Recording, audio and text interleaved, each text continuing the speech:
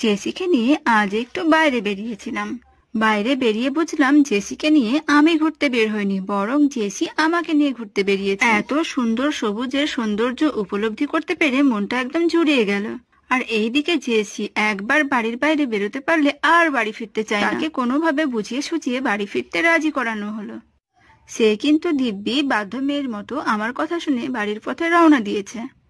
হাঁটতে হাঁটতে জেসির চোখে পড়ে একটা খামারে দুটো গরু বাঁধা আছে। এখন কি গরুগুলোকে না দেখে বাড়ি ফেরা যায়?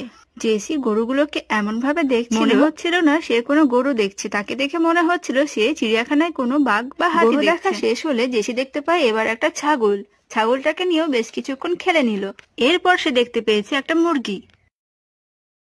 ছাগলটাকে ধরতে পারলে মুরগিটাকে সে আর ধরতে পারেনি। গরু ছাগল মুরগি দেখা শেষ হলে এখন জেসির বাড়ি ফেরার পালা। তো কেমন লাগলো আমার ছোট্ট জেসির ছোট্ট ভ্রমণ?